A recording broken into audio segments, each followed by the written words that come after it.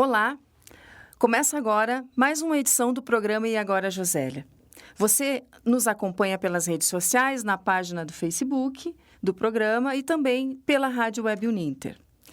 A conversa de hoje, para conversar hoje, eu recebo aqui a professora, pesquisadora em comunicação e semiótica, redatora especializada em comunicação dirigida, Adriana Abaggio. Seja bem-vinda, Adriana. Obrigada, Denise.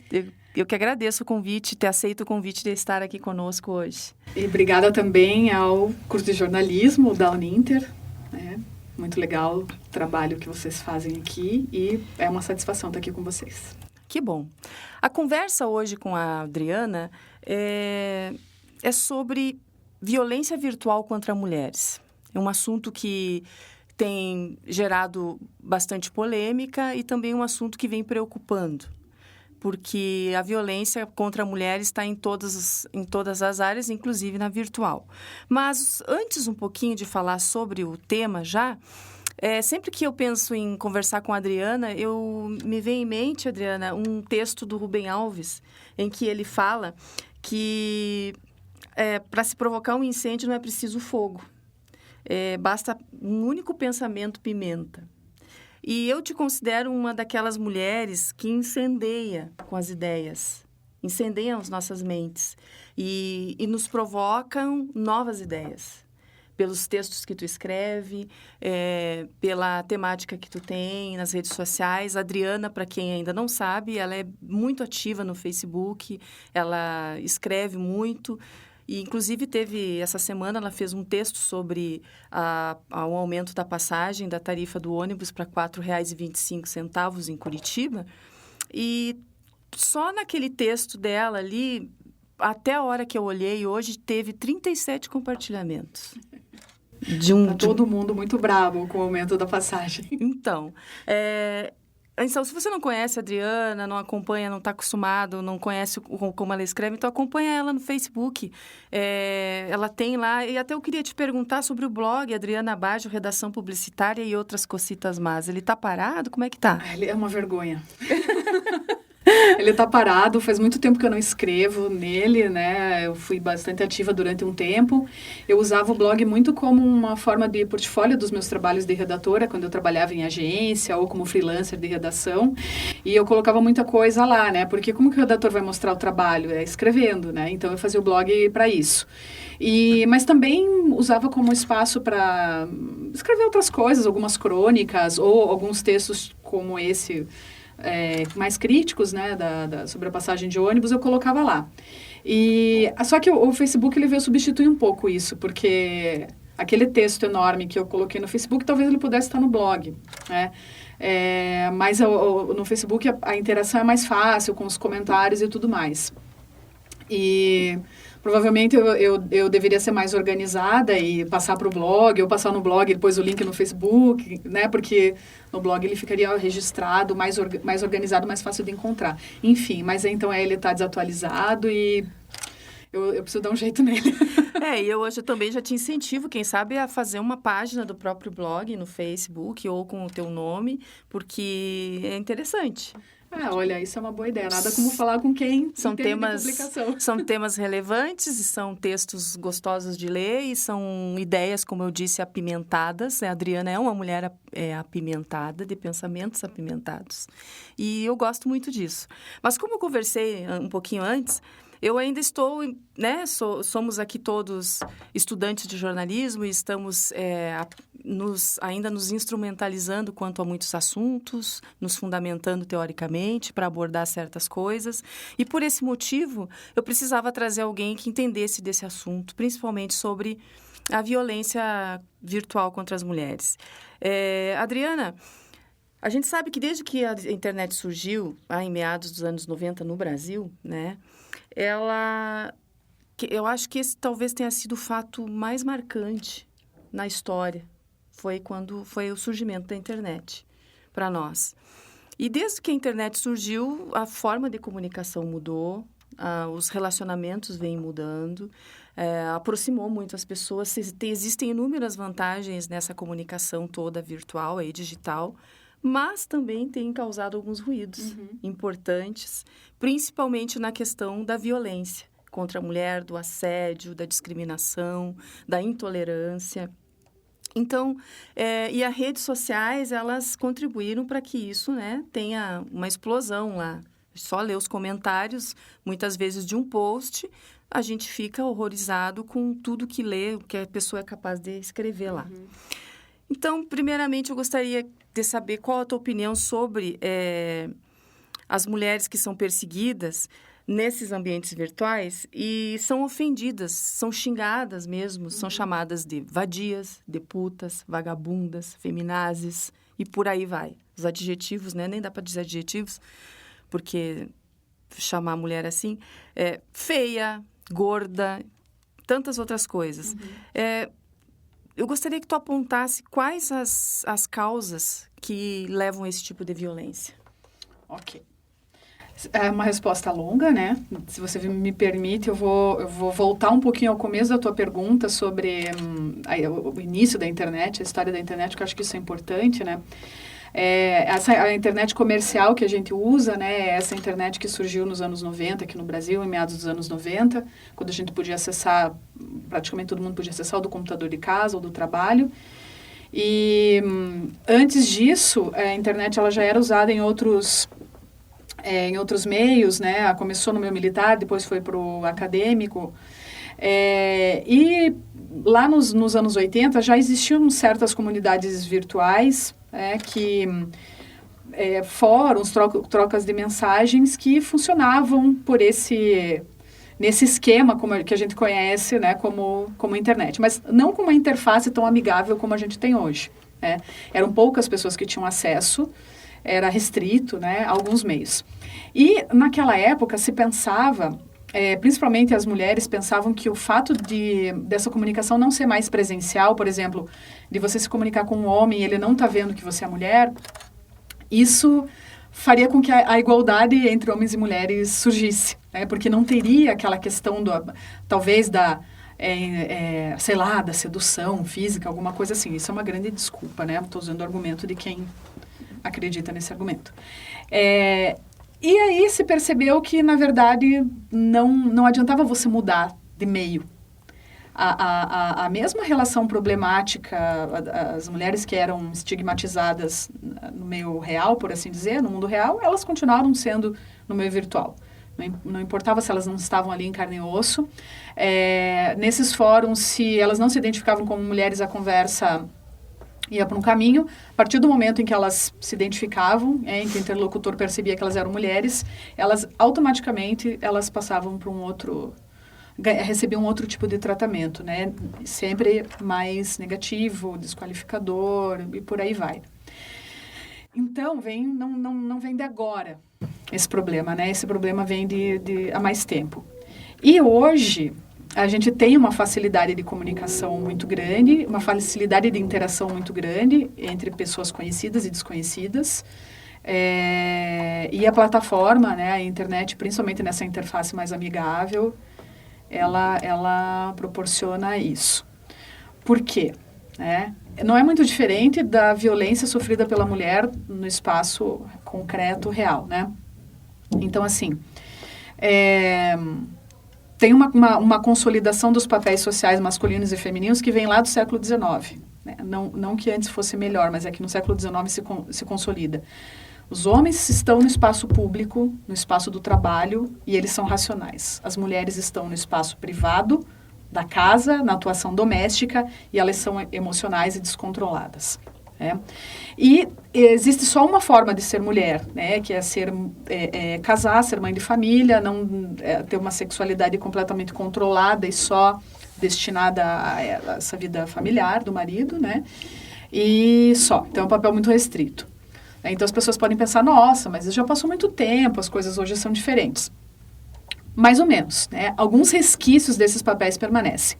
Então, quando a mulher está num espaço em que não é o espaço que pertence a ela, em que ela deveria estar, ou quando ela está num espaço que até já foi tolerado que ela ocupe, mas se ela não está do jeito que ela deve estar, ela vai sofrer violência. né? E eu vou falar assim de uma violência da sociedade, porque não é uma violência que vem só do homem, é uma violência que vem de outras mulheres também, né? Então, para a gente não personificar, eu vou chamar que é uma violência que vem da sociedade. Então, resumindo, quando a mulher ocupa espaços que não são aqueles que dizem que são os espaços dela, ou quando ela ocupa espaços, mas de uma forma diferente daquela que deve ser a de uma mulher se portar, ela sofre violência. No ambiente virtual é a mesma coisa. Então, muda o ambiente. Agora, no espaço virtual é mais fácil, né? Algumas reações violentas são mais fáceis, mas acho que a gente pode falar sobre isso num próximo tópico. Ok.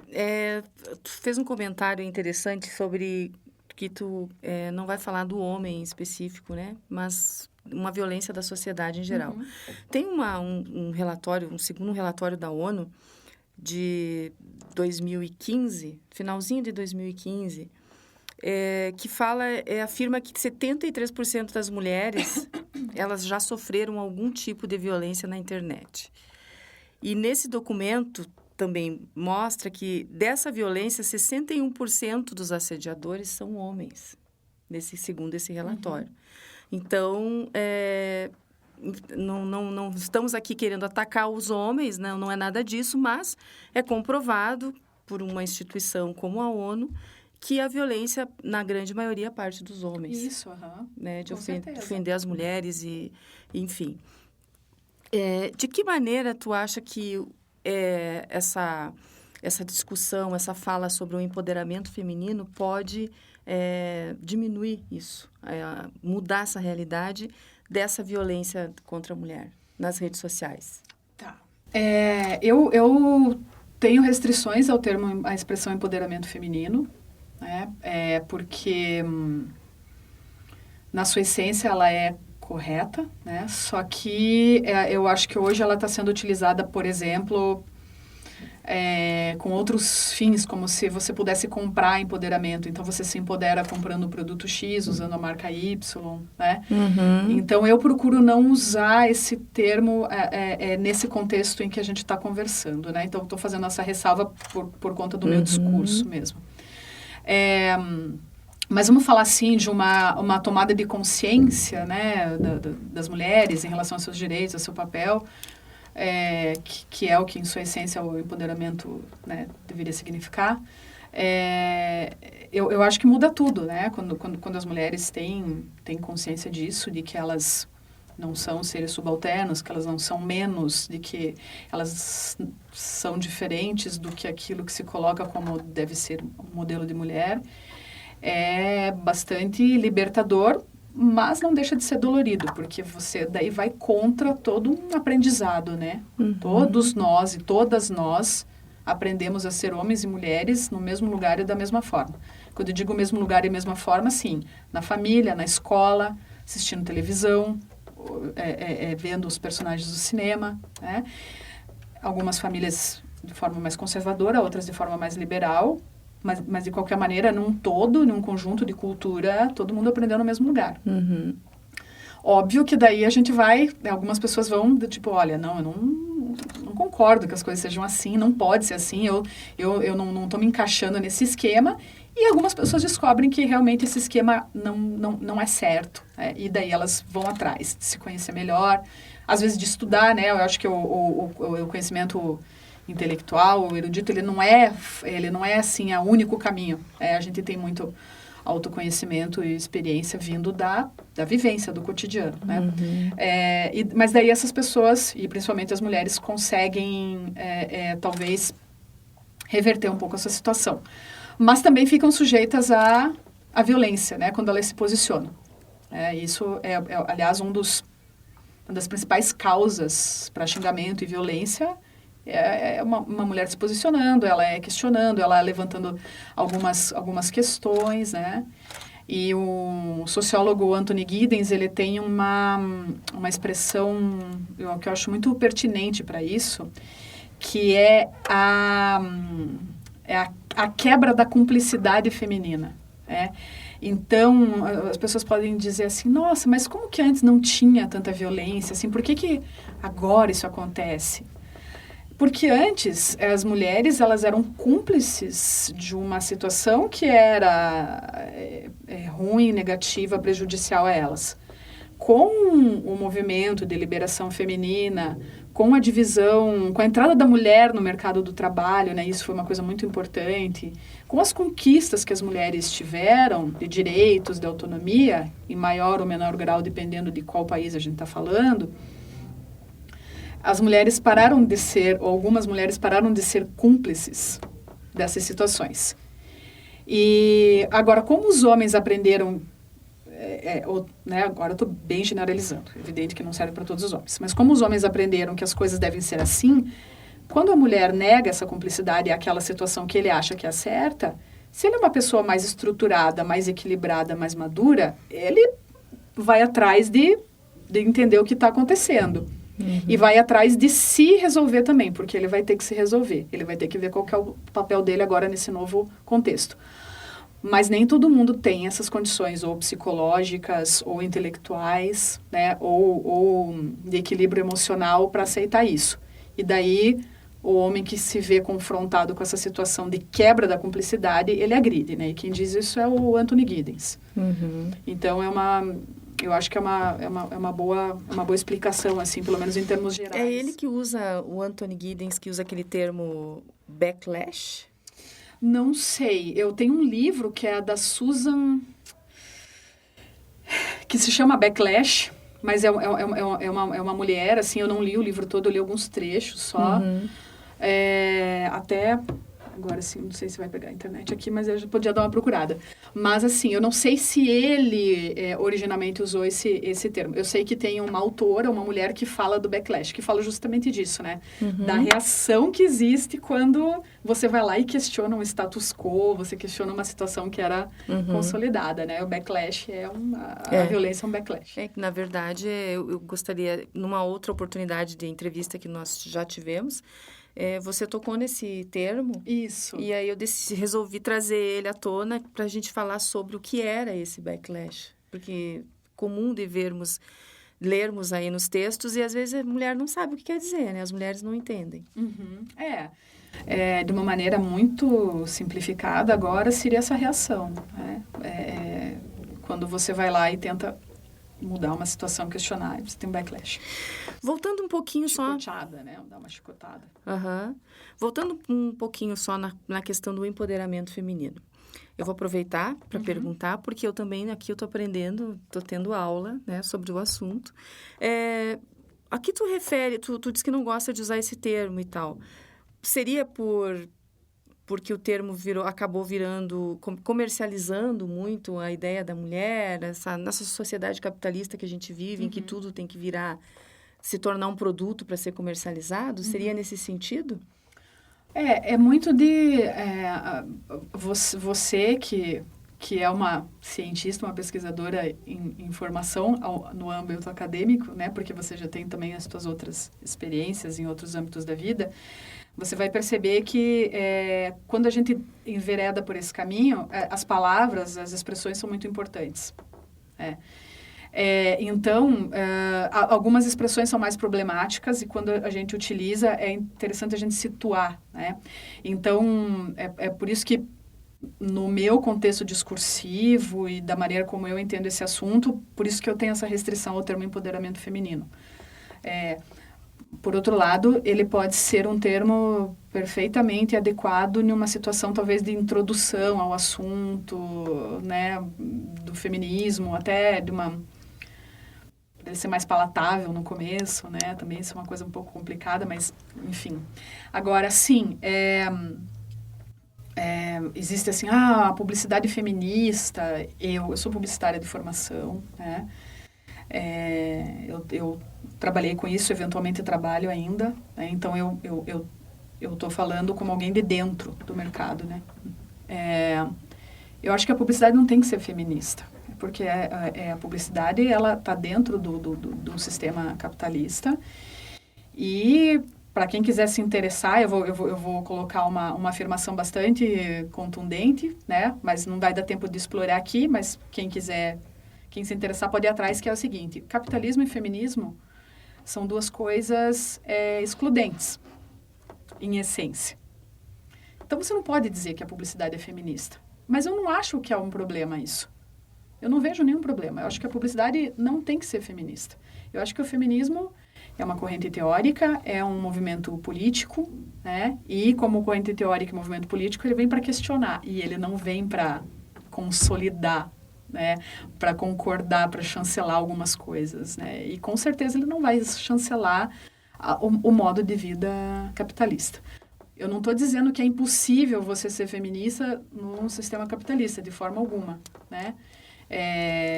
Também não estou dizendo que você, a partir do momento que você é capitalista, que você está nesse sistema, você automaticamente virou machista ou você é contra o feminismo. Não é isso.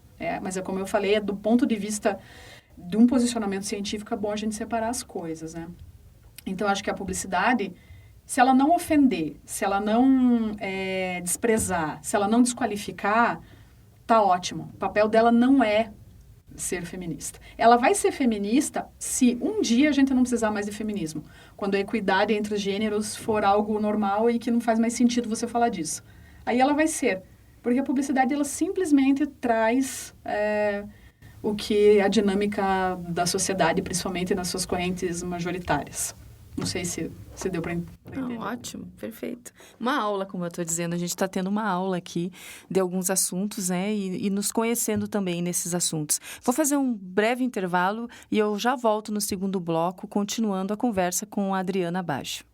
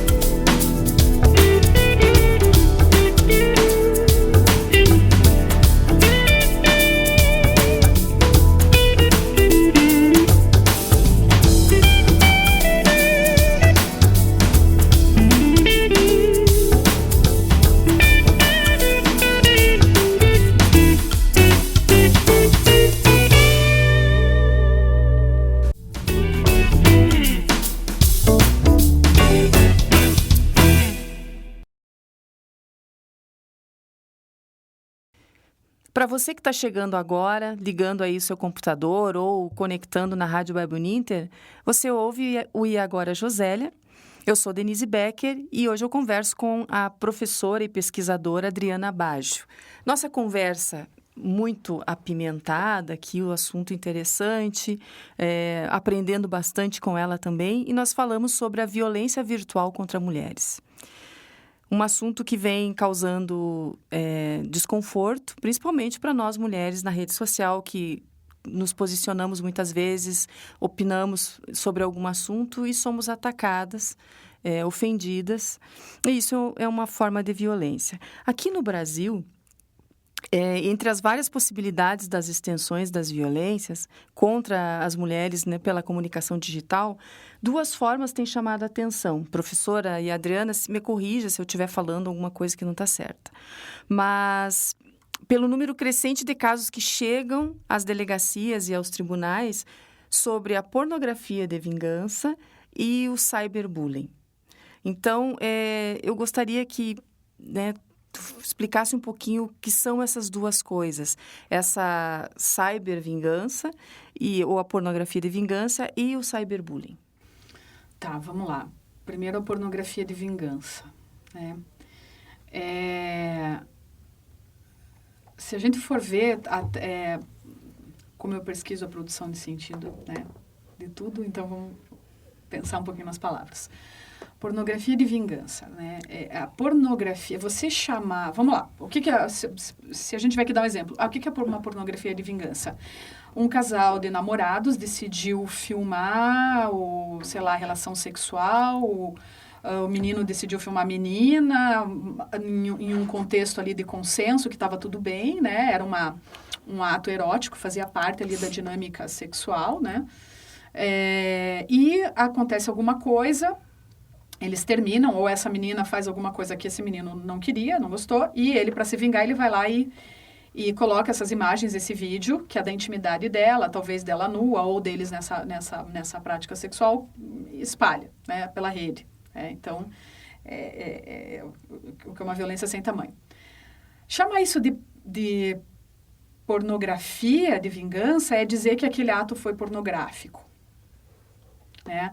Aquela situação ali que foi consentida, que acontecia só com eles dois, entre quatro paredes, dentro de um contexto, de um acordo, de uma cumplicidade, né?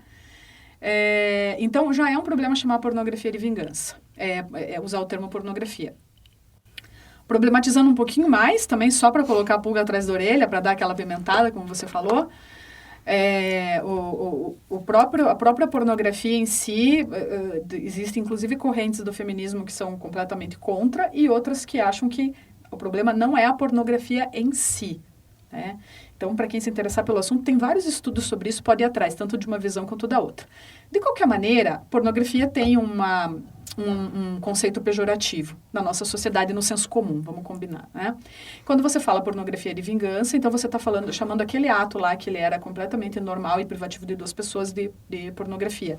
Não é uma produção pornográfica feita para ser consumida, distribuída, em que os profissionais são pagos, né? É uma coisa completamente diferente. Então, já tem um problema no nome. E tem esse problema, né, do porquê que o homem vai se vingar da mulher dessa forma. Então, por que para ele é tão importante se vingar, em primeiro lugar, né? E por que se vingar dessa forma? Por quê? Porque a mulher, ela é muito controlada a sexualidade dela, né? Nós mulheres são classificadas para transar ou para casar, entre santa e entre puta, e por aí vai, de acordo com o exercício da sua sexualidade. Alguns exercícios são considerados pejorativos, né? Então, a mulher não tem a liberdade de exercer a sua sexualidade da maneira como ela quer, né? Então, quando alguém quer prejudicar uma mulher, xingar, ofender, essa pessoa, né, que às vezes são outras mulheres também, ela vai por esse lado de expor a sexualidade ou colocar a sexualidade da mulher numa situação considerada pejorativa, né? E se fosse só a pessoa que distribuiu, a gente poderia pensar, putz, né, ok. Mas existe todo um consumo. Então, essa pornografia de vingança, ela se efetiva porque existe um consumo, existe quem quer consumir isso. E não consumir de uma maneira, digamos assim, admirando, né? Vamos lá, que fosse, né? Não, mas consumir xingando, dando nome, expondo, desqualificando. Então, por quê? Então, por que é tão importante para certos homens se vingar dessa forma, né? Onde é que está a fragilidade emocional, psicológica, intelectual, de não dar conta de um término de relacionamento, de não dar conta de resolver uma situação de conflito, ou de não resolver, mas simplesmente aceitar e se afastar, né? Então, tem a ver com aquela cumplicidade, aquela quebra de cumplicidade que a gente comentou antes, né? E o cyberbullying, que a gente poderia dizer que são todas as outras ofensas, né, relacionadas ao corpo das mulheres, ou a maneira como elas se comportam, o que elas são, o que elas não são. E, de novo, né, se a mulher se ela está num espaço que não é para ela estar, né, que dizem que as mulheres não podem ocupar, ou se ela está num espaço, mas se comportando de uma maneira que dizem que não é a maneira como ela deve se comportar, ela vai receber essa agressão, esse assédio. Isso não é um problema da internet, isso sempre aconteceu, né? Antes você tinha, assim, a menina era mal falada, né? Uhum. Claro, não tinha tanta dispersão, tanta disseminação como tem hoje, né? Porque o meio facilita isso, mas já existia essa prática, né, de desqualificar a mulher, de manchar a reputação da mulher, né? E já existia também os xingamentos, né? Então, você é feia, você é histérica, você é gorda, você é louca, você é isso, você é aquilo e tudo mais, né? O que acontece com a internet? Tem um conceito de um autor de relações públicas, que é o James Grunig. No contexto de relações públicas, ele está falando assim, como que as organizações elas precisam entender os diversos públicos. Porque não é só a pessoa, ou não é só o consumidor que compra um produto de uma empresa que é público desta empresa. Existem outros públicos, a imprensa, formadores de opinião, ativistas e tudo mais. São públicos que podem vir a interferir digamos assim, no funcionamento dessa empresa, na missão, né? Mesmo que não seja com a sua compra ou por deixar de comprar, mas com as suas opiniões, com seus posicionamentos. E aí, o Grunig diz assim, que ele classifica os públicos em não públicos, depois públicos passivos e depois públicos ativos. Ativos são aqueles que efetivamente vão fazer alguma coisa para interferir no funcionamento daquela organização, seja de maneira positiva, seja negativa, quando esse público discorda. E um público se transforma em ativo a partir de 3 critérios. E o mais interessante dos critérios, que é o que se encaixa aqui no nosso assunto hoje, é o reconhecimento da diminuição do impedimento. Então, o que me impede de xingar alguém? Se a pessoa está na minha frente, talvez a minha vergonha, né? Ou essa pessoa, ela é maior do que eu tenho medo que ela me agrida. Então, eu não vou xingar porque ela vai me bater. Medo de levar uma bifa, né? Isso. Então, tem vários impedimentos na nossa interação física real com as pessoas, que fazem com que a gente, às vezes, né, pense horrores, mas não fale nada. Agora, na internet. Primeiro, o anonimato, quando tem. Segundo, mesmo que não tenha o anonimato, mas a sensação de distância. Nunca vão me encontrar, nunca vão me achar. É como se fosse um território sem lei, né? Um território sem lei. Isso é uma coisa importante, que por isso também que acontece muito, é porque ainda não tem legislação, ou se tem, ela ainda não é operada da maneira que deveria. Terceiro lugar, é fácil, desumaniza. Eu não tenho uma pessoa em carne e osso ali, para mim ela é um avatar, ela é um texto, ela é um conjunto de palavras ali que me agrediram. Então, assim, diminui o meu eu reconheço que há uma diminuição no impedimento para eu ofender e agredir os outros. Veja, isso não tem a ver com... O ódio existe, tanto na vida real quanto na vida virtual. O ódio é o mesmo, mas às vezes, na vida real, as pessoas ainda seguram um pouco a onda. E na vida virtual ou no espaço virtual, menos, por conta dessas facilidades, por assim dizer. E as pessoas estão habituadas com punição, né, por aquilo que fazem no mundo real. Uhum. E é como se ali não houvesse uma punição. Então, falando justamente sobre isso, como procurar auxílio, ajuda, o que tu indicaria de fazer nessa situação de violência, de assédio, de cyberbullying na rede social? Eu não sei o passo a passo. Existem procedimentos, mas eu acho que é importante procurar. Tem vários grupos de ajuda, mesmo dentro do Facebook. Uhum. Então, por exemplo, Marcha das Vadias de Curitiba, algumas páginas de feminismo. Se alguma mulher sofreu cyberbullying, o tipo de agressão virtual, e não sabe muito bem como reagir ou que providências tomar, eu sugiro que comece, né? Se não tiver nenhum outro canal, se tiver que começar do zero, que procure fazer contato com uma dessas páginas, alguns desses grupos de apoio, para buscar uma informação. Porque é bem importante tomar as medidas certas, porque, às vezes, o troço é tão distorcido que você foi atacada. E se você fosse defender, é capaz de você ainda sair culpada. Uhum. Porque tem uma questão de... como é que a gente diz? De difamação. Tem 3 coisas: calúnia, difamação e esqueci qual que é a terceira. Em que você pode acabar caindo nisso, né? Então, é péssimo, né? Mas para que a coisa ande certo e você não se prejudique ainda mais, não seja ainda mais prejudicada, né? Porque já foi. É melhor procurar uma orientação correta. Ainda entra naquela questão que nós costumamos ver muito nos posts na rede social, de que se ela foi estuprada, mas o que ela fazia na rua aquela hora da noite? É como se, né, é como se nós não tivéssemos essa liberdade de ir e vir, quer dizer, aliás, nós não temos, porque somos atacadas constantemente. Uhum. Adriana, isso já aconteceu contigo? De que aspecto? Em sofrer violência virtual. Olha, nunca muito forte, assim, mas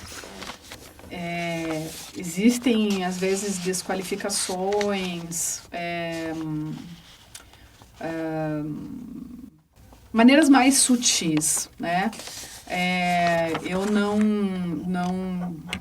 não sofri ainda, né? Nenhum xingamento, nada assim como a gente costuma ver com mais frequência.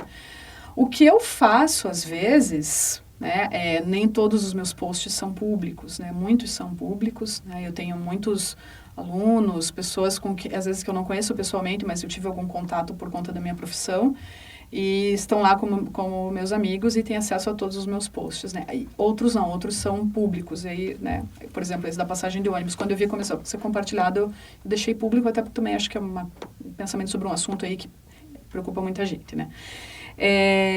Mas daí, algumas vezes eu paro de ler os comentários, né? Então, essa é uma outra dica que a gente vê de brincadeira por aí. Não leia os comentários. Não leia. Não leia. Escreva o que você tiver que escrever, coloque o teu assunto e não leia os comentários. Não importa mais. Uhum. Não importa. É muito importante não dar corda, não alimentar os monstrinhos também. Se defender, fazer o que for preciso, mas não alimenta, porque essas pessoas, elas têm um problema que elas têm que fazer terapia, né? Porque é um problema psicológico mesmo, né? Algumas delas. E se você também tem que então não alimentar essa pira aí de alguns de algumas dessas pessoas. Eu até quero corrigir uma coisa. Eu falei, elas têm problemas psicológicos e tal, né? Isso, na verdade, talvez uma distorção, né? Porque o ódio, ele não é um problema psicológico. As pessoas são normais, elas são funcionais, elas trabalham, elas estão almoçando com a gente ali. Às vezes elas estão na nossa família, então elas não são monstros, não. O ódio é uma coisa da gente. É uma coisa que está aqui do nosso lado, nas pessoas que às vezes a gente acha que são as mais legais do mundo. Para encerrar nossa conversa, eu queria tocar no assunto sobre a tese da professora Adriana, que é relacionado à roupa e o papel social da mulher. E aí tem alguns artigos que você já escreveu, que eu andei dando uma olhada também, que fala sobre a saia e o poder que há na saia ou debaixo da saia. E até eu vim de saia hoje, não dá para ver aí, mas não é saia. Na verdade, a saia não se adaptou ao meu corpo, então eu coloquei um vestidinho, mas né, como se tivesse de saia. Sim, Em tua homenagem por causa dessa tese. Eu queria que tu comentasse um pouquinho sobre isso, sobre essa questão da roupa, né, da mulher na sociedade. Então, a roupa é uma forma de comunicação muito forte, né? A gente está aqui falando num contexto de um curso de comunicação, né? A roupa comunica muito sobre a gente, né? Tanto sobre o que a gente acredita, os nossos interesses, né? Nossa cultura. E a roupa também, o que eu pesquisei especificamente sobre a saia, né, tem toda uma pesquisa muito longa, eu vou colocar aqui os resumos, que parecem afirmações muito dogmáticas, mas tem todo um embasamento por trás do que eu vou falar, né? A saia, e muito mais a saia, né, eu tô de saia também, do que o vestido que você está usando, ela, por incrível que pareça, que é para ser uma roupa assim, há um tempo atrás era a roupa obrigatória para as mulheres, hoje ela é uma roupa mais complicada de você usar. Não parece, mas né? E aí, pesquisando, eu fui ver que a saia, ela, na verdade, assume a sexualidade feminina. Não a sexualidade só no sentido de relação sexual, mas do gênero. Ela assume o gênero feminino. É melhor falar isso.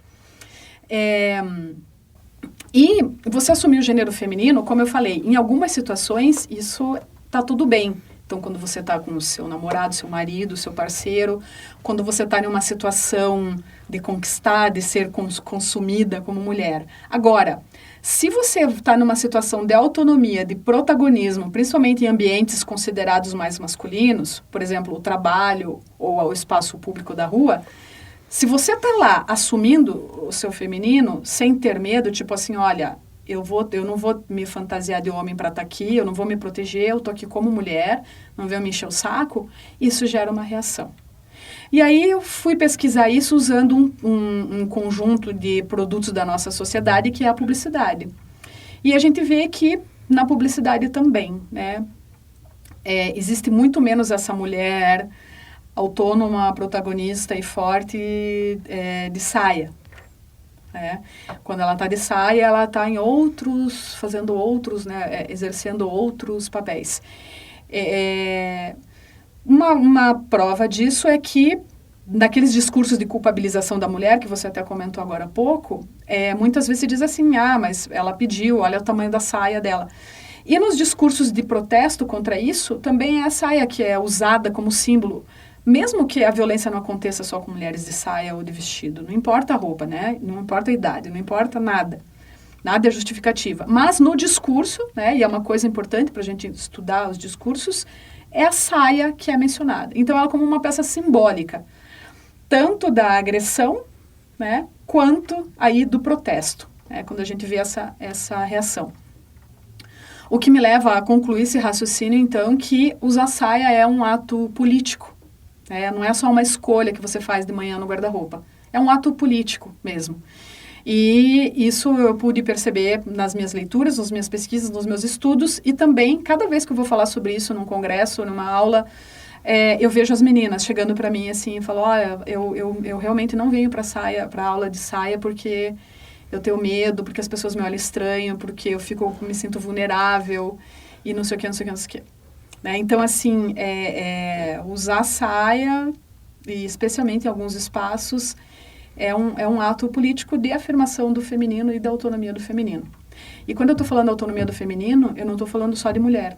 Eu estou falando do feminino como um valor, como uma forma de ver o mundo, como uma forma de entender certas coisas do mundo e que está presente no mundo todo, em homens e mulheres. Não é uma coisa restrita às mulheres. É uma valoração do feminino mesmo. E de tudo que ele significa. E que é muito legal também quando a gente vê presente isso nos homens. Ok. Professora, teria uma... Adriana, chamei professora novamente. Adriana, dica de um livro para as mulheres, as nossas amigas que estão na escuta e que querem... se conhecer mais e conhecer mais também a sua própria história. Um livro que você indicaria como leitura? Eu vou aproveitar e vou recomendar o livro do Anthony Giddens, que chama A Transformação da Intimidade. Anthony Giddens é um sociólogo, e esse livro, tem conceitos sociológicos, mas ele parte de situações comuns, situações do cotidiano. Ele fala de homens e de mulheres, mas ele é bem importante para as mulheres. Ele fala também de relacionamentos homossexuais, não só heterossexuais. Aqui eu só dei exemplos eu falei de um ponto de vista muito específico de uma mulher branca, com instrução superior, de classe média, que mora num centro urbano. A minha fala também tem que ser localizada nesse lugar, é uma coisa importante, porque tem experiências que diferem dessas que eu vivo. Então, voltando um pouco, no livro, Anthony Giddens fala um pouco sobre a intimidade e como isso impacta nas relações de hoje. E eu queria falar uma última, deixar uma mensagem que está no livro também, que eu acho que é uma mensagem muito importante, que o Giddens diz assim: a democracia nos relacionamentos, e agora eu vou falar de relacionamentos heterossexuais de novo, os relacionamentos heterossexuais em que há uma verdadeira equidade entre o homem e a mulher, é um relacionamento que a gente pode chamar democrático. Ele fala o seguinte: na prática, essa democracia ela já acontece muito mais. Mas, nos produtos culturais, nas novelas, no cinema, nos games, na publicidade, No jornalismo, infelizmente, e na imprensa, parece que existe uma vontade de continuar insistindo na guerra dos sexos, na disputa entre homens e mulheres, de continuar vendo qualquer demanda das mulheres como um ataque aos homens, como uma opressão aos homens, de ficar colocando o feminismo como quem abre a porta do carro, quem paga a conta, quem lava a louça, quando na verdade isso é algo muito maior, né? Então, Anthony Giddens diz assim, a quem interessa manter essa guerra dos sexos? Eu deixo como reflexão. A quem interessa? Se na prática a gente já tem relacionamentos mais democráticos, por que em outras mensagens, em outros discursos, há uma insistência nessa guerra dos sexos? A quem serve tudo isso? Né? Então, eu deixo isso como reflexão. Ok. Adriana, muito obrigada por ter estado conosco. Obrigada pelo convite. Foi realmente muito produtiva a nossa conversa, aprendi bastante coisas e eu te convido para voltar mais vezes, a gente fazer, quem sabe incendiar mais um pouco aí e apimentar as nossas conversas no E Agora, Josélia. Tá bom. Obrigada. Obrigada a vocês. Sucesso na tua carreira. Obrigada. E que o 2017 aí, seja um ano de bastante prosperidade. Vamos torcer. Obrigada. E agora, Josélia, então, se despede. Na próxima edição, você acompanha mais uma das coisas que nós vamos estar aqui aprontando para que você possa acompanhar. Um abraço. Tchau.